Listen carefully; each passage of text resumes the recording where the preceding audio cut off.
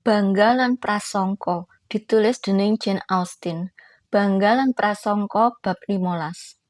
Pak Collins dudu wong sing pinter lan kekurangan bawaane ora akeh dibantu déning pendidikan utawa pergaulan. Amarga mayoritas uripe dilakoni ing sangisore pengaruh bapake sing ora nduweni ilmu lan pelit. Sanajan Pak Collins tau sekolah ing salah siji universitas, Pak Collins mung nepaki syarat tanpa entuk kenalan utawa manfaat sing migunani. Didikan bapake nggawe Pak Collins nduweni sikap andhap asor. Nanging saiki kuwi wis kebendung dening rasa percaya diri sing kakehan saka pikiran sing cetek, urip sing terisolasi, lan rasa penting amarga keberuntungan sing teka kanthi cepet. Nasib apik nggo Pak Collins dikenal dening Lady Catherine de Bourgh nalika jabatan pendeta ing Hunsford kosong, lan rasa hormate marang pangkate bebarengan karo penghormatan marang Lady Catherine minangka pelindung dicampur karo pandangan sing dhuwur marang awake dhewe minangka pendeta lan kepala paroki gawe Pak Collins dadi campuran antara kesombongan lan tunduk, rasa penting dhewe lan andhap asor. Saiki amarga wis nduweni omah sing apik lan penghasilan sing cukup, Pak Collins nduweni niat kanggo omah-omah. Lan nalika nyoba ndandani hubungan karo keluarga Langbourne, Pak Collins uga wis nduweni tujuan kanggo milih salah siji putrine dadi bojo. Yen Pak Collins nemokake salah siji putri kuwi ayu lan becik kaya sing kerep diomongake wong, iki dadi rencana kanggo nebus warisan tanah bapake. Lan miturut Pak Collins, iki rencana sing apik banget, cocok lan pantes, lan katon banget loman lan tanpa pamrih saka pihak dheweke. Rencanane ora owah nalika ketemu para putri Bennet. Wajah ayune Mbak Bennet nguatake niat lan cocok karo prinsipe babagan hak anak sing paling tuwa. Mula ing wengi pisanan, Pak Collins wis mutusake Jane dadi pilihan. Nanging isuke ana owah-owahan amarga sakjerone obrolan pribadi kira-kira seprapat jam karo Bu Bennet sadurunge sarapan sing diwiwiti saka omahe pendeta lan banjur teka pengakuan niat golek ibu rumah tangga saka Longbourn ndadekake Bu Bennet kanthi esem lan dorongan alus menehi tandha supaya ora milih Jane.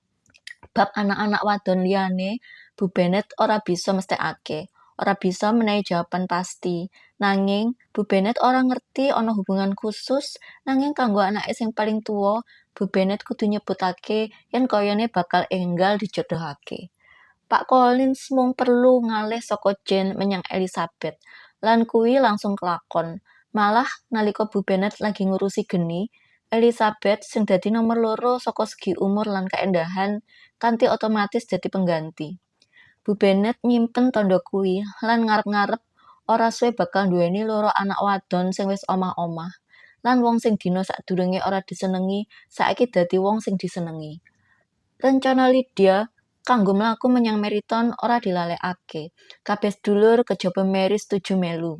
Lan Pak Collins uga bakal ngancani amarga dijaluk dening Pak Bennet sing kepengin banget nyingkirake Pak Collins supaya bisa dhewekan ing perpustakaan.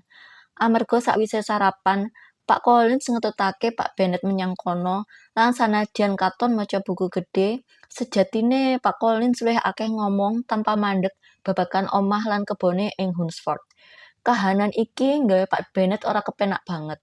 Perpustakaan iku biasane dadi papan tentrem kanggo Pak Bennet. Lan sanajan Pak Bennet wis siap nemoni kebodohan lan kesombongan ing ruangan liyane, Pak Bennet ora bisa nemoni kuwi ing kono. Mula, kanthi sopan banget, Pak Bennet ngajak Pak Collins melu anak-anak wadone mlaku-mlaku.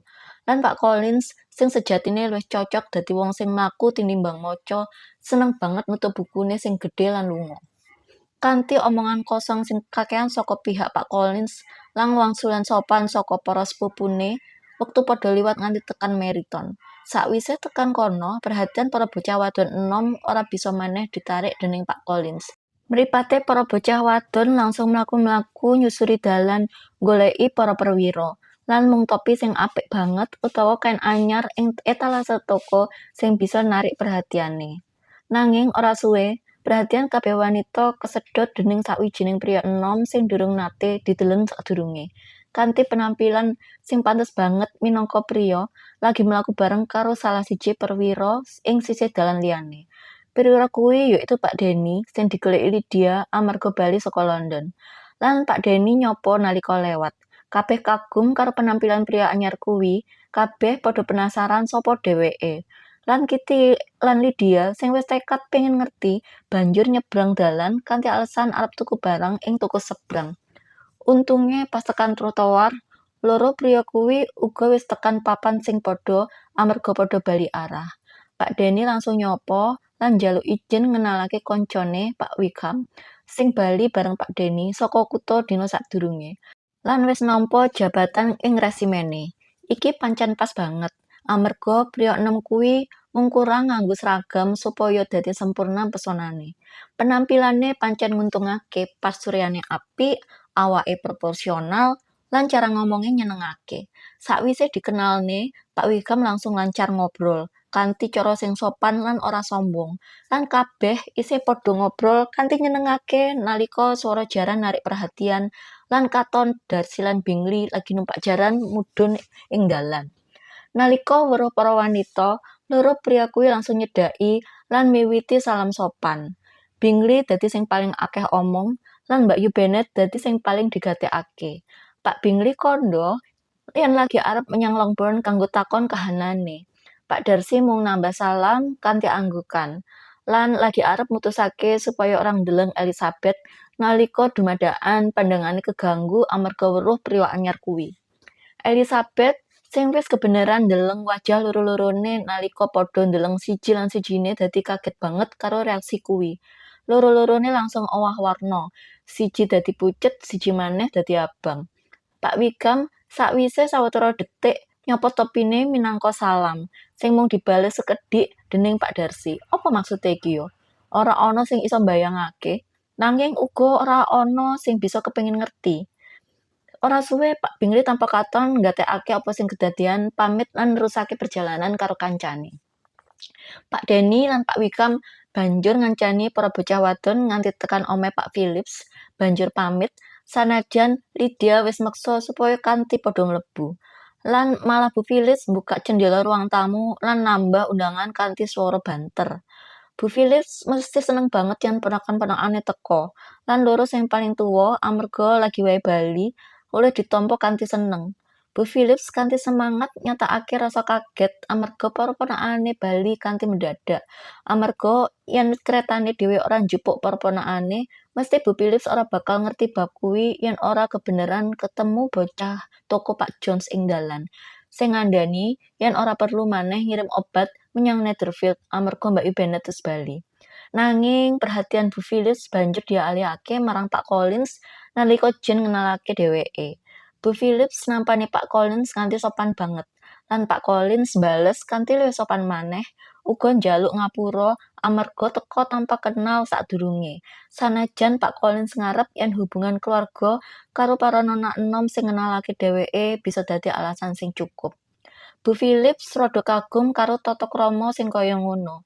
Nanging perhatian Bu Phillips marang siji wong anyar banjur diganti karo pitakonan lan rasa penasaran marang wong liyane, sing mung bisa dijelasake sethithik. Yen Pak Denny nggawa Pak Wickham saka London, lan Pak Wickham badal dadi letnan ing sawijine resimen. Bu Phillips kandha yen sakjerone sak jam kepungkur, Bu Phillips nggatekake priya kuwi mlaku-mlaku ing dalan. Lan yen Pak Wickham isih katon, mesti Kitty lan Lydia bakal terus nggatekake. Nanging sayange ora ana maneh sing liwat ing ngarepe jendela kejaba sawetara perwira sing yen dibandingake karo priya anyar kuwi dadi katon ora menarik. Sawetara saka wong-wong mau bakal mangan ing omahe Philip sesuk, lan bibine janji bakal njaluk bojone ngajak Pak Wickham uga yen keluarga Longbourn gelem teka ing wayah sore. Iki langsung disetujoni, lan Bu Phillips kandha yen bakal ana dolanan tiket lotre sing rame lan nyenengake, uga panganan anget sakwise kuwi. Bayangan kesenengan kuwi gawe kabeh dadi bungah, lan padha pamitan kanthi ati seneng.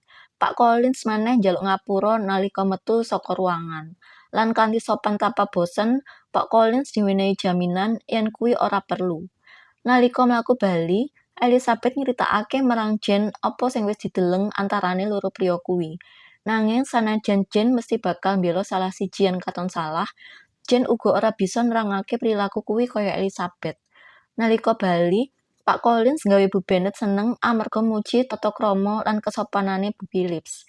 Pak Collins kandha yen kejaba Lady Catherine lan buktine Pak Collins durung nate weruh wanita sing luwih anggun, amarga Bu Phillips ora mung nampani Pak Collins kanthi sopan banget, nanging uga kanthi khusus ngundang Pak Collins kanggo teka maneh sesuk sanajan sadurunge ora kenal.